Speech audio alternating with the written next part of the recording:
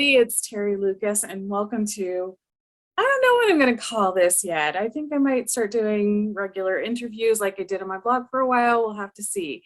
This afternoon, I have the amazing Lee Chappell of May Chappell Designs. And you know me, I'm always going to tell tales out of school, right? And it's mostly about myself because, like, I met Lee and I met, we sat at a table, we talked to each other. And do you think a couple of years later I could actually remember that conversation? No. And then I'm like, oh, and then I said something silly. Uh, That said, I want everybody to pause the recording right here, head over to Creative Spark and watch the Quilting Hour. Lee is a fabulous interviewer. And I actually went and watched my interview with Chris Watson and Lee again because I thought, oh my gosh, my interview was so terrible. And then it wasn't as bad as I thought. It was not. It was great. You know what? Not for nothing. It was a good interview, partly because you're a really good interviewer. Like you really did keep the conversation moving forward and gave each one of us the opportunity to talk. And I actually learned a little bit more about you. Like I knew you quilted, but I didn't make the connection between you and teaching free motion machine quilting. So can you tell us a little bit more about what you do?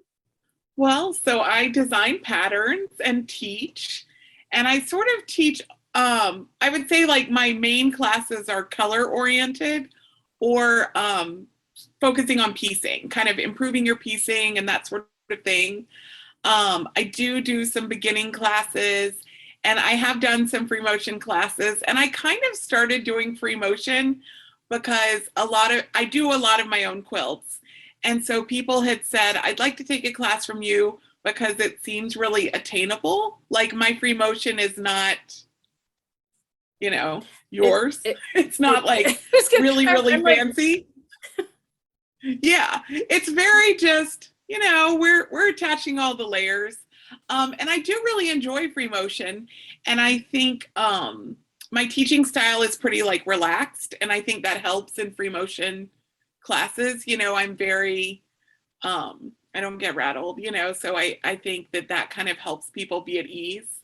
But it's something that I enjoy teaching, but I don't teach that often, but I do always enjoy it. I did, at QuiltCon a few years ago, I did a class about planning how to quilt small projects. Because I think for a lot of people, using like a long armor is great for like your large quilts and things.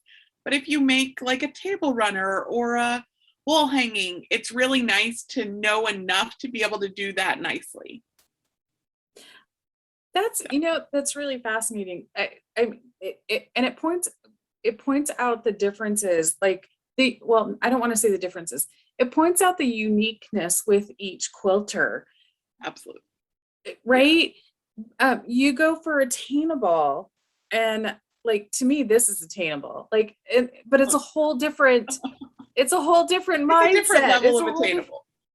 Well, no, seriously, Lee, you could do this, but you have this beautiful specialty of like speaking very deeply to very beginner kinds of quilters, and like we need that very much so. So it actually gives you this delightfully broad appeal in the quilting world, right?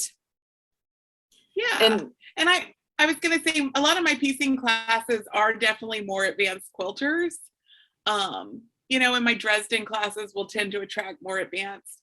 But I definitely I love working with someone who's just like finding quilting and kind of starting out. And I am going to start the conversation about Lee's book. And if you read my blog long enough, or if you watched or if you read the Generation Q magazine blogs, one of the things that I always hit on when I would do book reviews is what was the dedication? And Lee wrote, "This book is dedicated to my mother, who I affectionately call the guru. She gave me life and made it better by teaching me to sew. Every page of this book is influenced by her brilliant ability with needle and thread. And then in her acknowledgement, she goes on to say, I've been creating my entire life, and there are so many people who have taught me, inspired me, and cheered me along the way. I create because of you. Thank you to all my friends and family who have contributed to my stitching life. I've learned from you, and a special thank you to my students. You are the brightest spot in my stitching world. Now, one of the things I kind of hit on with all of this is that there is a deep sense of gratitude and history to everything that Lee shares. And it's a really kind of beautiful experience. Oh, I think she's back. While you were gone, and again, I am going to edit. I'm clearly editing this. So I actually, you know what, Lee? I don't know how much of that we caught. We're going to circle back to that. I actually would like to talk a little bit about your book. And you know, did you ever read when I would do book reviews on Generation Q? Mm-hmm. Do you remember, like, one of the first things that I look at in every book is the dedication and the acknowledgments? Oh, really? Oh yeah. You know, this it may seem like a strange thing, but I can almost without fail tell how good a book is going to be by the dedication and the acknowledgments. Which I know, I don't know why, or maybe it's how it's going to appeal to me by the dedication and the acknowledgments. I'm not sure. But your dedication and your acknowledgments are just beautiful. Just Aww. beautiful. So when did your mom put a needle in your hand? When I was about 3, when I was really young, but I was really creative. Like, I was very into making things. And so, like, the interest was there. I'm not sure that's the best age for everybody. But on my website, I actually have an apron that I made for my grandmother when I was about 3. And it's pretty cute. And my mom has told me the story. I do not remember making it, obviously, because I was 3. But I wanted to put a pocket on it. And my mom was like, well, let me show you how to make a pocket. And apparently I was like, no. And so I took a piece of fabric and I sewed it onto the apron, and then I like sewed all 4 sides so it's no longer a pocket. And then I just cut a hole only in the top piece of fabric so that it would be a pocket. And my mom was like, I don't know why I'm trying to tell her how to do things. She's obviously got her own vision for it. But you know, I did, and I was kind of a reluctant student growing up. Like, I didn't sew that much. My mom wanted me to have the skills, but it wasn't like this was a huge hobby for me my whole life. It was a part of my life and I knew how to do it, but it wasn't really until like my 30s and late 20s that I started sewing a lot. Okay, so what brought you back into the sewing world? So, well, in my early 20s, I got my first apartment for design school, and I wanted to make a quilt for it. And so I had asked my mom if she would make the quilt, and she was like, and so I took her stash, which was a lot of things that like she had made me clothes out of and things like that. Like, it was a lot of fabrics that mattered to me, but I took her stash and I made a patchwork quilt. And then it kind of, grew from there. Like, I made a few more things, but I would make like a curtain if I needed a curtain. It was like something I knew how to do, but it wasn't, this huge thing. And then I finally set up my sewing machine where it was out all of the time. My parents actually gave me like a table that was designed to hold a sewing machine. And so I started sewing all the time because my machine was always up. It didn't require me like lugging everything out to the dining room table. And so that's when I really started like sewing a lot. When design and write your first quilting pattern, and is that still on the market? It is. In fact, my first quilting pattern is still one of my best sellers. Oh, that's amazing. Yes, I know, it's kind of random, but so I taught my first class. A shop in Winston-Salem asked me to teach. At the time I lived in Wilmington, which those are about like 3 or 4 hours apart. And but it was the shop my mom went to, and they asked me to do a class on how to pick fabric, like how to choose color, how to like shop for fabric basically. And so I did that class, and at the end of the class the students said, like, what's next? What's our next class? And I was like, I don't know. That's like the class I had. And so that was it. And so I designed what ultimately became Designer Star, which was one of my first patterns. And Designer Star, like, I designed it so that I could talk about value in the class. And so I kind of designed it for the class. And then after I did it, you know, people who weren't in the class were like, oh, is there a pattern? You know, so that was kind of how it all started. That's really fun though. I love that kind idea of, yeah.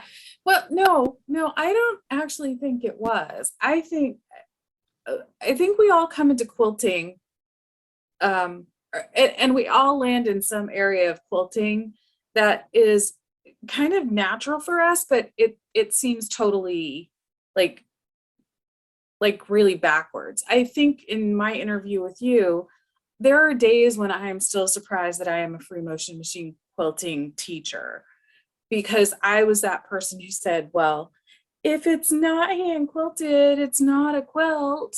Oh, and you were one of those. Yes, I was. I keep apologizing to the quilt world, but it just, but you started, you know, your beginnings are those things that you know deeply, and those things have carried you through, which is really, it's really lovely to watch, and to be a part of, like, you watch you just, you know, hit the scene running, and you know, starting small, but creating that sense where quilters feel welcome and affirmed, and as though that they can do what it is that you do. Yeah, absolutely. And so, you know, when you teach color, or when you teach color in a class like that, like, what are a couple of things that you're covering during the course of the class? So I sort of start out, my background is in art and design. So I kind of start out with the basics, but then the biggest thing that I'm trying to get people to leave with is a few tools on how to better shop for fabric and sort of how to try out different colors. But one of the main things I focus on is getting out of your color rut, that a lot of people tend to choose the same palettes over and over again. Mm-hmm. And there's sort of like a little safety zone. And that, I'm not saying if you've only ever made blue quilts, that all of a sudden you need to start making blue and orange quilts. Like, that's not reasonable. But what you could do is maybe look for some fabrics that have orange in them, because it's a complementary color and it's going to, you know, add a little bit of interest, or look for some fabrics that have a little bit of red orange and yellow orange and do split complementary, but just like considering other things, and sort of just being aware, because some of my favorite quilts that I've made are actually very outside of my comfort zone of the usual colors I choose. Okay. All right. So pick a quilt, tell us about it, and then send me that picture and I'll drop it into the okay. And then it will magically appear. It'll magically appear for a period of time. Excellent. Well, like, for example, my Twisted Turns pattern is red, purple, and yellow, green, which are and it's very vibrant versions of them, you know, heavily saturated, very, very pure. And neither of those colors are ones that I would normally gravitate to. I do use a lot of yellow green, but I tend to use like the green side of it, not that like citron, really yellow, bright version. Like that? Similar. No, even bright. I mean, it's a really bright quilt, but it makes me really happy. It's very cheerful, you know? And it really worked for that pattern to be vibrant like that. But I just think sometimes when you do, I actually had a piece of red purple fabric that I really liked. And I was like, I want to use this in something, you know? And so it kind of started from that. And it was like, I'm not naturally a purple person. Like that's not one of my go-to, you know, crutch colors. And so by starting with a color that I already didn't use a lot, I was sort of already out of my comfort zone. So I was open to trying lots of different things. What has been the quilt that you have really struggled with that people just go, oh my gosh, this is the best thing since sliced bread? That I really struggled with, I don't know. Probably the quilt I spent the longest time designing was my Hattie's Dresden. I had an idea that I wanted to take a Dresden and elongate it, you know, kind of stretch it out where it wouldn't be a perfect circle. You mean it's not? And so that one was, and my brother has kind of an engineering background and he actually helped me working on it a little bit. And, you know, but that was probably the one where I had like this vision of what I wanted it to be like. And is the book that we're going to talk about today your first book? It is. This is my first book. Congratulations. Yes. And it I came don't know why about, I thought you'd written before. This is my first one. So, but it came about kind of during the pandemic. I had time, you know, and so that's what I did. I wrote you it had during time lockdown. to write, and I moved twice. So. Yes. I said that to someone last night and she was like, oh, I gained 20 pounds and you wrote a book. Awesome. Right. Isn't that how it always happens? Yeah. All right. So no, was this something that you presented to C&T or did they kind of come to you? They actually came to me with, and I had talked to them, you know, like I've known all of them for many years. And so I'd always, you know, it was always something I'd kind of talked about doing. And they had a concept they wanted to kind of have basic, you know, just basic knowledge for basically the people who like picked up a sewing machine, you know, or you've been given a sewing machine and you're interested in knowing how to sew, but you don't really have that background.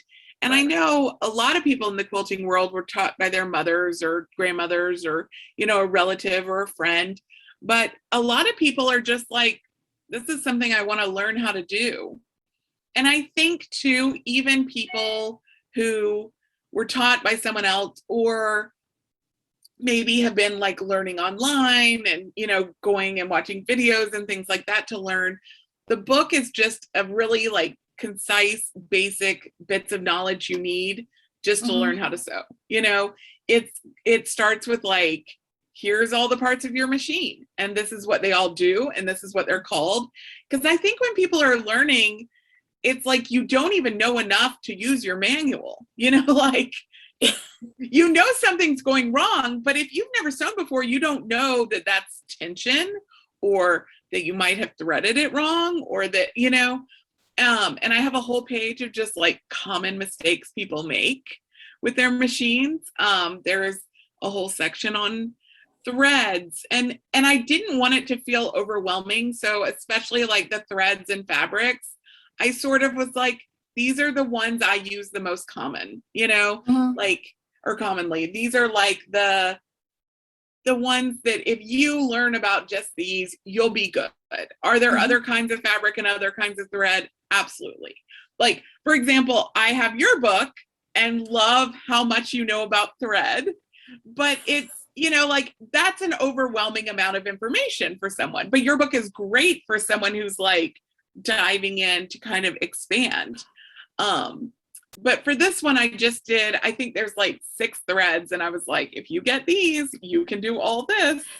Well, and not for nothing, I think that in and of itself is brilliant, because you're putting out there good quality information that's easily accessible in one place. So somebody could go to their local quilt shop and say, do you have something like this that I can get, and Right. and begin to make that connection with their local quilt shop. Well, and I think too, a lot of new sewers, it's like you might go in the shop and you're like, oh my gosh, velvet feels amazing. This is so cool. I'm going to make a pouch out of this. I love it.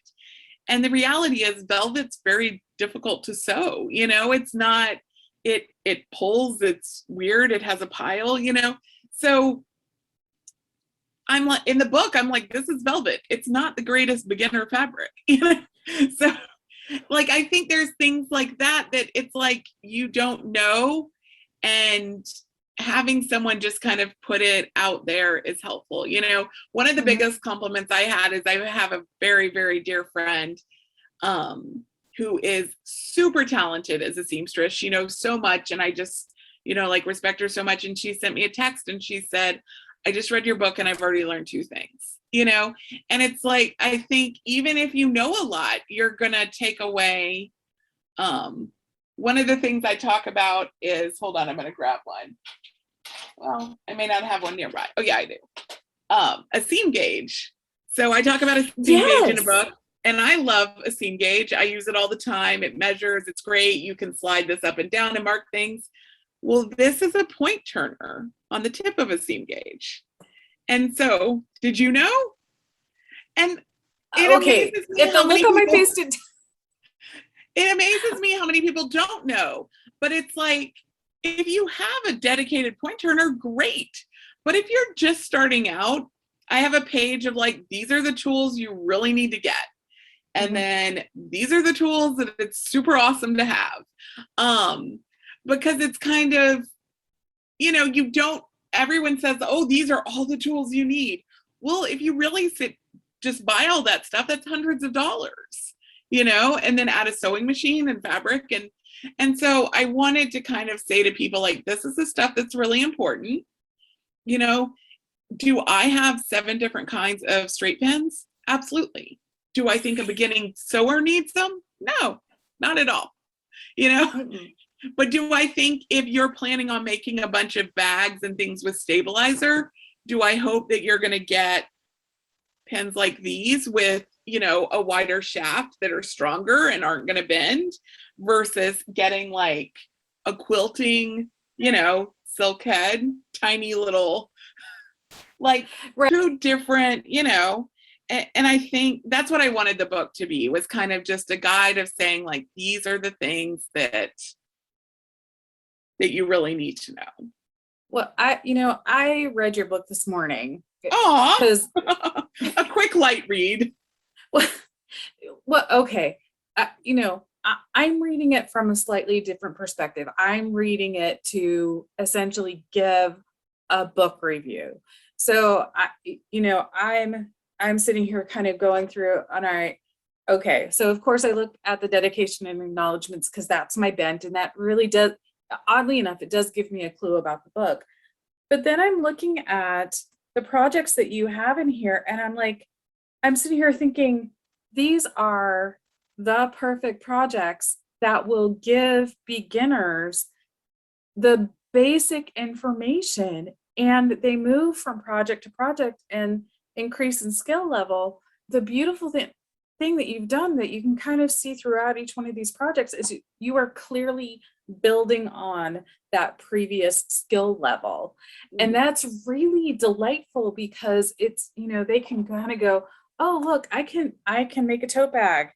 And later on, when they've got that whole skill set down, well, then they can add quilting to make quilted tote bags. Right. And kind of up their game, but at least they've got like the beginnings of, they've got the beginnings of the skill set. And not for nothing, you talked about how you pin long lengths of fabric. And I'm like, okay, I did that 100 years ago. I tend not to do it now, but it's a great skill to know and be reminded of. And you do the same thing when you're pinning curves. And I thought that it's, what are the two hardest motifs in quilting? Straight lines and curves. What are the two hardest motifs in sewing? Straight lines and curves. So it's kind of it's a complementary skill set, and knowing, and you've got them laid out here. And then adding the gusset, I thought, holy stuff, she's really brilliant in how she presents this. Was that holy stuff? Holy stuff, she was really amazing in how she presents.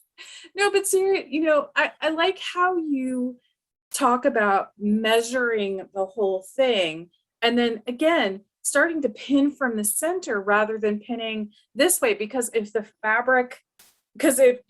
you're even remotely on a bias, or you're working with the cross grain, you're going to get some bend in there or some stretch in there that is going to throw things off.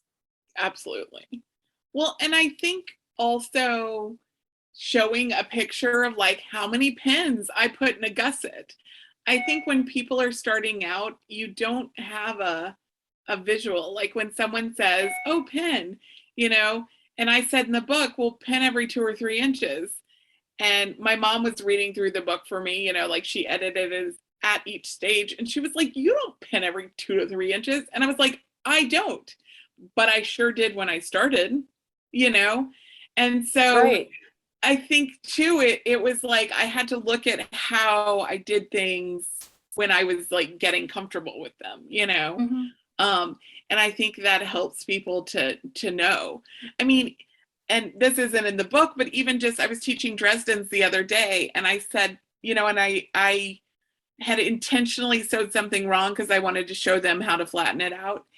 And I said, I sewed it wrong so that it would be off, so I could explain to y'all how to fix it.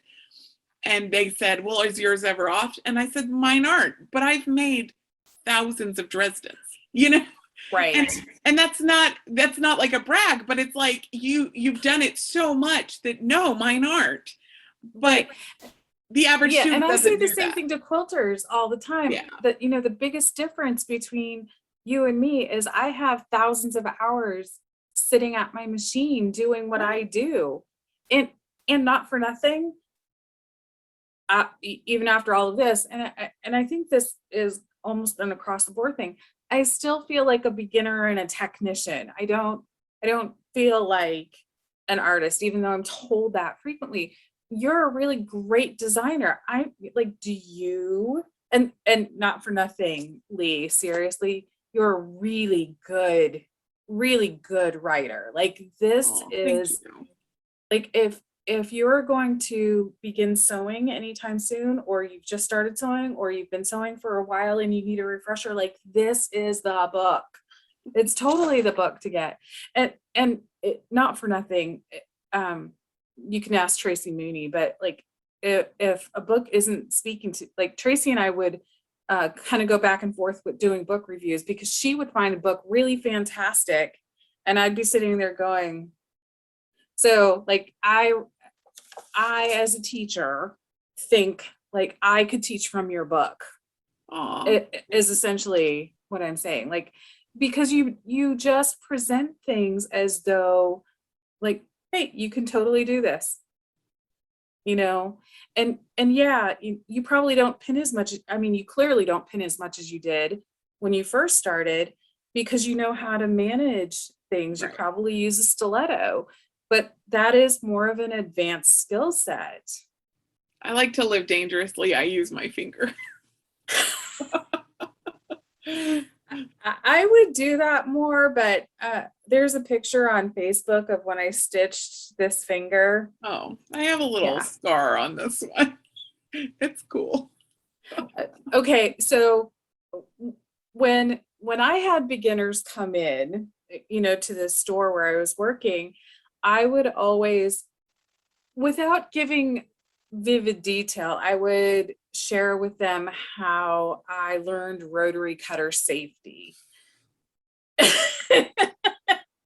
It seems like you might know what I'm talking about, Lee. Oh, Which yeah, I mean, finger? well, mine was an X-Acto, Oh, but this finger, I went through the nail and they glued it back on, and I did get the nail back, but I can't feel anything, so that happened. And then an add quarter I took off. You can see that scar. That scar is disturbingly showing up on this. Yeah, I mean, we all have them, and don't you learn the lesson each time? well, yes. And it actually, you know what? It was, this actually happened like 25, 26 years ago when I did that one. But it's a great, just putting my hand down on a ruler before I go to cut, because of that one time, I'm looking where my fingers are before I Right. just, and not for nothing, it also has me changing my rotary cutting blades much sooner, because when I start feeling that resistance, like it's getting hard to cut, like, oh, I know it's time. Like, It's time. it's totally Agreed. time. And I Absolutely. don't feel bad. Well, you know what? Rotary cutter blades are cheaper than trips to the emergency room. That Even a I think copay. that's what we're gonna title this talk. Like, rotary Yes. cutter blade. Change your blade, change your needle. Yeah, for sure. Well, my grandmother used to always say to my mom, "One day you're going to sew over your finger," because my mom also uses her fingers very close to the needle. And one day, of course, it finally happened. My mom sewed over her needle, and her mom had been gone for about 10 years when it happened. And she said she just looked up and was like, "You're right, it happened." So,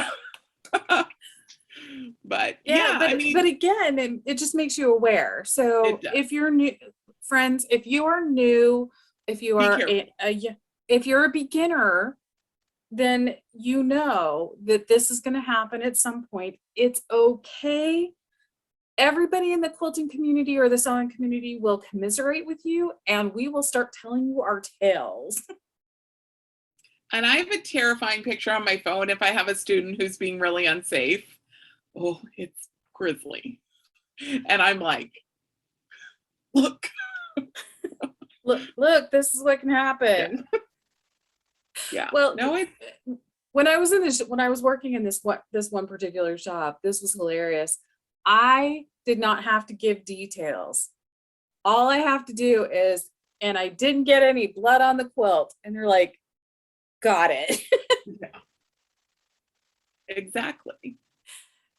All right. So I want to kind of go back to how you teach color. I mean, clearly you have the schooling background, but are there like, do you take the color for the piecing over in how you choose color for the piecing into over how you choose color for the quilting?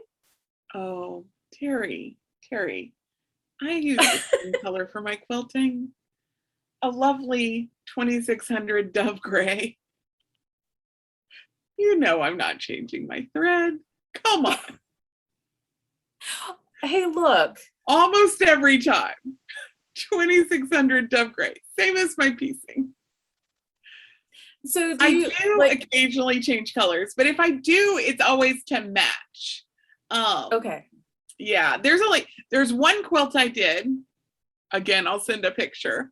That was it's a red and white quilt, kind of a really bright red and white. And the white fabric has blue-green lines on it.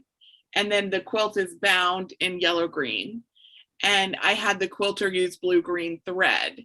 And so blue, green, and yellow green are the split complementary of red. So it intensifies the red. So both those choices were made to kind of intensify the red. And I did do a blue-green thread. So that's the only time I've like used color to play with, in the quilting thread. But otherwise I'm pretty generic, or I match, because if you aren't that great at quilting, matching is the way to go. Right. You don't want contrast.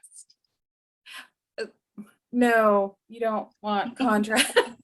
Well, you do, us peons. Well, but Lee, this is almost where our skill set and the beauty of the diversity of our quilting experience is. Like, you have reasons why you do that. And honestly, in our quilting hour chat, I like all of a sudden I sort of understood why, like, you use Dove Gray, Krista matches the background, because Krista's a good quilter, you're a good quilter, and I'm just nuts. Like, but I also think a lot of it is where your interests lay. Like, I know you similarly have a huge interest in color, but it's like the quilting for you is the part you like enjoy and gain, like that makes you thrive. For me, the quilting is just attaching the layers and making it into a quilt. Like, the designing of it and the piecing and the picking the fabric is where like my interests lay. And it's like everyone can pick their spot, and there are some quilters who love all of them, like they love all of it equally, and I think that's great. But for me, the quilting is just kind of a like necessary aspect.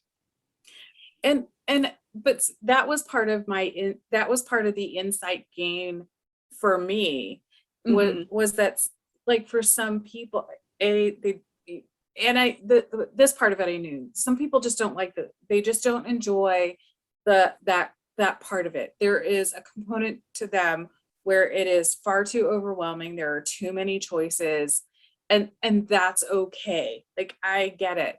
Sometimes we just don't. Sometimes we need to make simple choices, and that's good. And as somebody who loves color, I've taught color, like I do an on the fly color class. It's very different from what you teach from the background of having gone to school for this. I teach from the background of, I've been quilting for a while, and this is kind of how I start pulling color together. And oh, look, here's this print fabric that you like, and all right, let's start talking about the things that you're seeing. And it's a slightly different approach, but it gets them to the same place where they're going to be happy with the choices that they're making. And that, I think so. Yeah. Well, and I think students need to see both sides of it, because I actually think for most of us in the industry, we very much fall in one camp, but I think for a lot of students, they want to fall in all of the camps, like they want, because they're making 1 or 2 quilts a year. So it's like more of the process is interesting, and it's not that I don't find it interesting, but it's just from the standpoint of, with the amount of quilts I make each year, I cannot give the same level of attention and design to every single step of it. That's an important distinction. Like, your skill set is definitely your love is definitely the piecing, where my love is definitely the quilting. And on your end, you do, what's that? The crazy intense quilting. Yeah. It's real. One of the shops that I quilted for, and I don't know that if something like this has ever happened to you, she's like, couldn't you make the quilting a little bit simpler? And I just kind of looked at her and I went, I think this is a matter of perspective. Like, to me, this was simple. Like, so I sort of had to scale it back, but it was like, no, this is the simple quilting. Like, But we also used that quilt for years as a hey, this is your beginner quilting class. All right, so you have that beautiful color wall behind you. Do you actually use that fabric, or is that just for pretty? No, that's actually all of my fabric. I don't allow, if it doesn't fit on the shelf, doesn't come. Really? That's it. The only other fabric is, let me see if I can point to it. Oh my gosh, this is, okay, there we go. Right here in these two drawers are backings. So like anything that's like 6 yards or up, like really big pieces. Mm-hmm. But the shelves are actually kind of empty right now. I have a bunch pulled out. God, yeah, I was gonna say, like, I have a bunch like more. right there pulled out that I was working on. So the shelves are actually kind of slanty. Usually you can barely like wedge your hand in there to get one out. Okay, so, all right, how are you folding? Like, are you folding this on something? It's on a comic book board. Okay. Hold on. So you're taking your piece, and there's like the selvage, the two selvages, and what I call the factory fold, folded together. A comic book board available from your local comic book store. I'll give a plug to our local comic book store, Sailfish, with 3 S's at the beginning. And I know, I don't know, it must be a comic book thing. But anyway, comic book boards work great because they are cardboard, but they are also acid free. So they won't damage your fabric. And I just fold it sort of halfway. Keep folding. This one like has the memory of where I folded it. Normally I'm like smoothing as I go. And a lot of people like secure them at the end. I used to put straight pins, and I found I was just getting stabbed by said straight pins. So I actually just slide it on the shelf, just folded like that. Do you know the trick for getting the blood off your fabric? I do. Your spit. All right. How much when you go shopping, how much yardage are you getting? So I'm a big half yard buyer, just because a lot of my patterns, that's kind of a good amount for my patterns. If I like the fabric, I buy a half yard. If I love it, I buy 2 yards. If I know I want it to be backing, I buy 4 yards. Okay. And some of my backing pieces I have more of. Like I have a few that I have like 10 yards just because it was a sale on a fabric I really loved, Mm-hmm. So what, if you're buying 4 yards, what's your typical quilt size that you're designing and making? So I usually, for my patterns, mostly will make a throw. I make a lot of throws for my pattern. And so usually the backing can be anywhere from like, 4 to 6 yards, but I tend to piece my backs. So 4 yards gives me like a substantial amount to work around the piecing. And I do a lot of voile or lawn as my backing because it's really lightweight, it's really soft. So I'll use that a lot, but I do like to piece my backs. I did a series a few years ago called Back of the Month, where instead of a block of the month, it was like a back of the month. And it's on my website, so you can just buy the whole series now. But it just kind of shows you like all the different ways you can design, and I sort of talk about how I work out the math for it and things like that. Oh, neat. So that's a huge resource for quilters because, if we've got 4 yards and we know, like, we sort of know we can get what we need out of it, then, having options for piecing it makes it a little bit easier. Absolutely. Well, and I think a lot of times I like to use the scraps from the front on the back, if I have like leftover pieces, or I will use if there's a fabric I really, really love, remember those watercolor looking or paint by number looking fabrics that came out from Moda? They were wildly popular. And they were just beautiful, but it was like you didn't want to cut them up because then you could tell what they were. So I had one that had a red background with birds on it. And Oh, I just cool. did like the back of the throw with like 2 yards of that. And I pieced other stuff onto the side and treated it almost like a panel. But it was the full width of fabric down the back of the quilt. Oh, that's cool. So that was, stuff like that I think is nice when it's like you love that fabric and you just don't want to cut it up.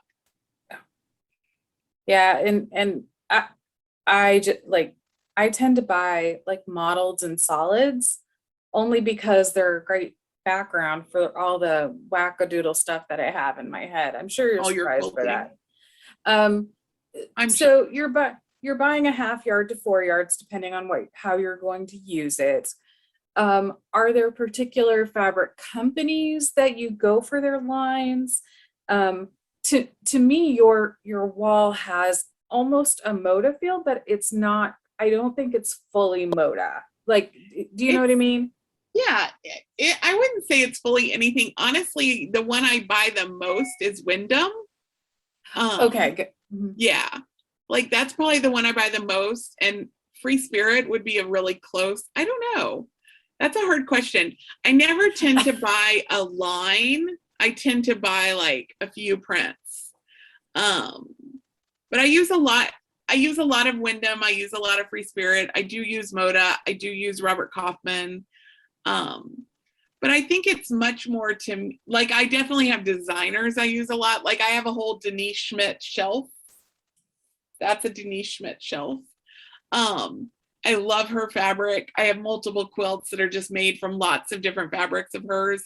So, I'm always going to get at least like a fat quarter bundle of everything just because I love her fabric.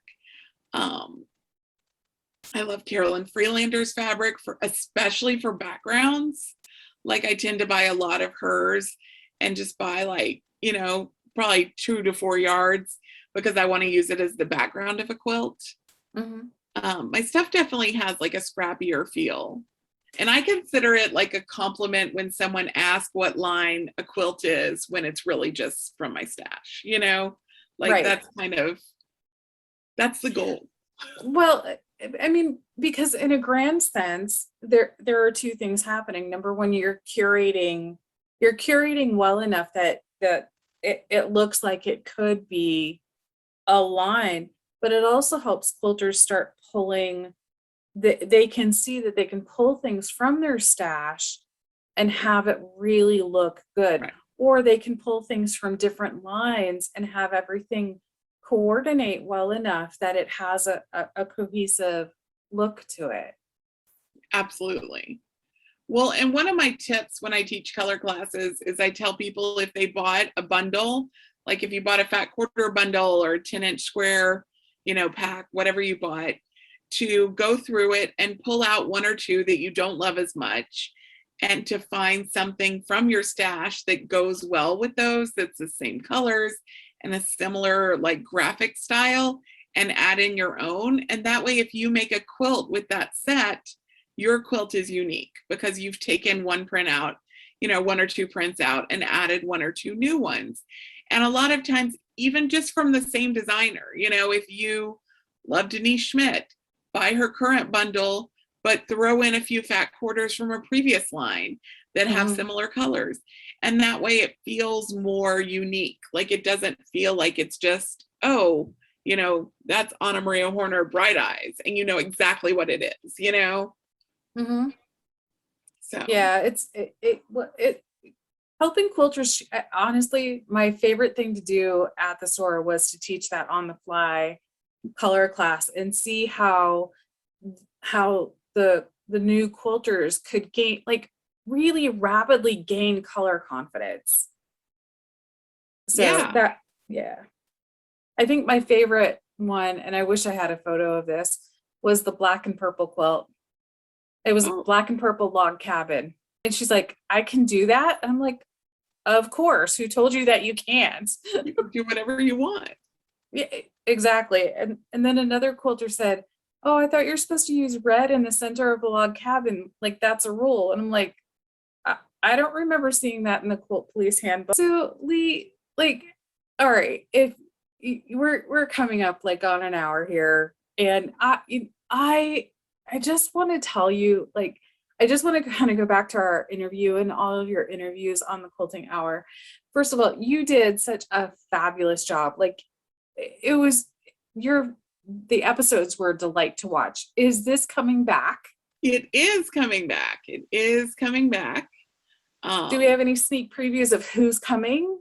Well, I'm working on it right now. It's coming soon. But a whole kind of new set of topics, new set of guests. Oh, I can't wait. I hope round 2 will be just as fun as round 1 was. I had to take a little break between them. It was great fun, but I don't think I realized how much time it would take, to do it each week. So next time I can happily report that there will be 1 week in between each episode. Oh, that's good. I mean, because that was like rapid fire. It was a lot. It was, yeah. Which also extends the season, and kind of. But I love doing it. And I mean, it was so nice. Like, thank you for being on. I feel like the guests were what made it great. So, well, not for nothing, Lee. As a host, you were fabulous because you really did keep the pace and the conversation going. So, and you kept it interesting even for us. Like, it's hard not. I'm sure it's hard for you. Like, it's hard talking to a camera and not having an audience, because I'm a little snarky and a little dorky, and I'm used to people laughing, and not having that there was like, it's just a little awkward. I do feel like it was a really nice way to kind of bring people together, Yeah. So. Yeah, definitely. And I know, all right, so, I've loved like hearing from people of how much they like enjoyed getting to watch and getting to like kind of see people again. All right, you have a class on Creative Spark. Can you tell us a little bit about that? Well, the one I'm recording is not yet done, but I am that's okay. It's cool. I'm currently recording one about learning to quilt, but I have one. I'm going to actually do a live lecture coming up soon, which is my Tips of the Trade lecture, which is just a bunch of rapid fire tips. I just take you through tons of sewing and quilting tips. It will be, things from basic sewing through binding, through piecing, through free motion, through how to thread needles easier, just all kinds of things, sewing related, quilting related. And we're going to do it live, but then of course you will be able to watch it later, which I think will be nice. One of the things I always hear after that lecture is people are like, I didn't get everything written down. And I'm like, it's okay. You can, you don't need to try to take away all of it. But I think it will be nice that people can kind of revisit the lecture. Right. And because it's reminders. Reminders Absolutely. are good. Where are you teaching next? I have a bunch of stuff with guilds this fall, sort of lots of guilds coming up, stuff like that. I'm doing, I have a bunch of guild things, and I have a Florida retreat coming. Oh, so, that sounds fun. I was going to say the Learn page on my website, I update with kind of, the big stuff. Favorite dessert? Favorite dessert is strawberry cake. Strawberry cake? Yep. Tell me more. It's just strawberry cake with strawberries and strawberry icing and all things strawberry. Did you like strawberry shortcake when you were growing up? I did. I love strawberries. I would eat them every day if left to my own devices. So why aren't you left to your own devices? Well, because I can't afford to have it like that.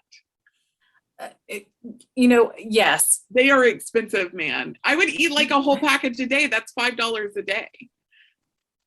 That's a lot of strawberries, but I do love them. When you're sewing quilting, are you listening to music in the background, or are you quiet? So sometimes I'll watch TV. I'm currently working my way through The Big Bang Theory because I only watched it occasionally when it was on TV. You know, it was like I saw it, but I didn't watch it all the time. If I listen to music, I listen to like, I'm such a nerd. I listen to like show tunes. Lots of Hamilton, Les Miserables, Mamma Mia, stuff like that. I do listen to podcasts. Love a good podcast. What podcasts are you listening to? My favorite podcast of all time is Revisionist History with Malcolm Gladwell. It's the greatest. I can listen to those episodes over and over. He just did one about laundry. It'll change your life. What, we should all throw it in the same throw it all in the washer and just wash like it. If you want to be environmentally conscious, you should wash in cold, because it doesn't matter what detergent you buy, all the environmental impact is done in your home. Really? Right? Y'all gotta go listen. You gotta listen. Okay. Don't just take my word for it. But it was just mind-boggling. When I was going into the city, I used to, like, if I could stay awake, I would listen to Mist and History. Oh. And so, at least in this country, the inventor of the sewing machine is Isaac Singer. Does anybody know what a cad he was? Like, he was just a jerk. Yeah, it's not always great to look back on people like that. I'm actually also a fan of Stuff You Missed in History Class. That's another podcast I listen to a lot. I like those because they're just like little snippets. Right. Are you listening to any quilt related podcasts, any sewing related podcasts that have just caught your attention? I mean, I'll listen to them on the occasion, but they're not in my regular rotation. Favorite movie of all time? I know. You think I'd ask really hard questions? This is horrible. Favorite movie of all time, though, like that's okay. Favorite movie that you've watched in the last 6 months? I don't even know. I like that. I don't know why I'm so stressed out by that question, but I am. Well, okay, so I'm going to take it off the table. If you come up with an answer, you can just message me. I'm like, I don't even know. Yeah, I'm like, and I'm probably more of a TV. Like, I'm a huge Homeland fan. Can't think of a favorite movie. I'm sure I'll think of like 5 once we get off. Of course. All that's coming to mind is that episode of not The Bachelor, of The Office, when they were like, if your favorite movie is Legally Blonde or something, they're like making fun of someone for having a really basic favorite movie, and then one of the girls says that answer. That's all that's coming to my mind right now. Okay, but you have to understand. Like when I'm particularly when I'm on a hard deadline, or if I need to track hours, I will put the Lord of the Rings trilogy on, the extended versions, and I will start that. Like, that's how I monitor my time. Well, I can report I've never seen the Lord of the Rings, so that is not going to be my favorite movie. You seem startled. Okay. I'm sorry. Oh, you know what? I'm really not. Like, I did watch a really great documentary about the making of the Lord of the Rings that I thought was interesting. It's hard to, I can imagine, like, even from a costuming point of view, I can imagine how hard that movie was, because you had to make so many cultures look so very different so that they were easily identifiable on screen. And some of it was done with their hair, but a lot of it's done with the costuming and the makeup. So yeah, I can kind of see how it was a really interesting, it was very, very interesting. And this was about a lot choosing locations. Mm-hmm. So yeah, it was really interesting. Yeah. I'm into stuff like that. Like, you're into the behind the scenes sort of almost technical kinds of things rather than the actual product. I mean, which really makes sense, because your book, like, the behind the scenes. Oh, you know what movie I did love that I've recently seen is The New Little Women. Have you seen it?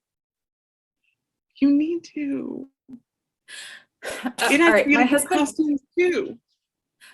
my husband and I have been watching British police shows over the Okay. last 6 months. So What? it started out with this show called New Tricks, which is, it Okay. comes from the you can't teach an old dog new tricks. And so these were the older police officers who are at or past retirement age, and they join this unit to do this the other stuff.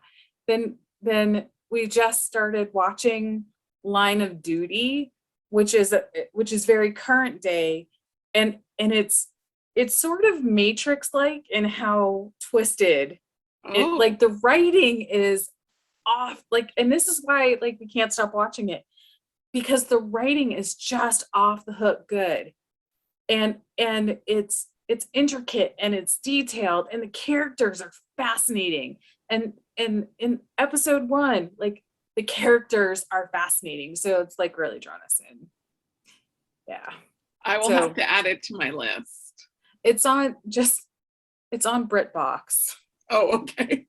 I don't know if I get BritBox. Well, and I don't like, we don't have Netflix, so I Oh. don't.